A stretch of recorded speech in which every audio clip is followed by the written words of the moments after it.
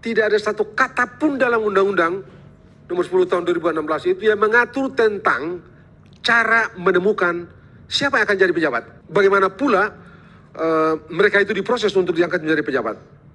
Satu. Yang kedua, di undang-undang ini juga pun tegas mengatur. Tidak ada satu teks pun yang mengatur bahwa presiden mesti bikin PP. Nggak ada. Dan itu sebabnya dalam kenyataan, dalam praktek, sebelum putusan mahkamah yang saya sebutkan terakhir itu tadi, kan sudah ada dilakukan pengangkatan sejumlah pejabat terlebih dahulu. Setelah putusan mahkamah itu tadi baru diterbitkanlah salah satu peraturan perundangan. Soalnya sekarang di fakta jurnalistik yang saya temukan, ada persepsi seolah-olah pengangkatan penjabat-penjabat itu tidak sah karena tidak ada peraturan pemerintah. Padahal satu tadi, undang-undang tidak memerintahkan pembentukan peraturan pemerintah. Mahkamah sendiri tidak memerintahkan pembentukan peraturan pemerintah. Yang mahkamah nyatakan itu pun dalam pertimbangan peraturan perundangan.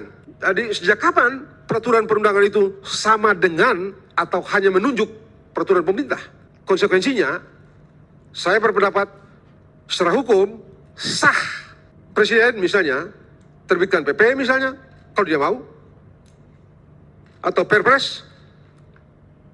Kalau dia tidak terbitkan itu, apa yang dilakukan sekarang ini, saya berpendapat sah, yaitu peraturan Menteri Dalam Negeri nomor 4 tahun 2023 sebagai dasar untuk memproses pengangkatan penjabat gubernur, bupati, dan wali kota. Apa mana hukum dari peraturan itu?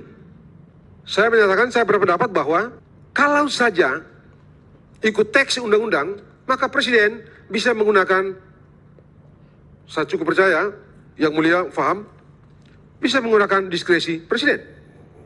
Bisa menggunakan doktrin implied power atau implied authority untuk mengangkat siapa pejabat-pejabat itu. Penjabat-penjabat itu. Tapi ini tidak.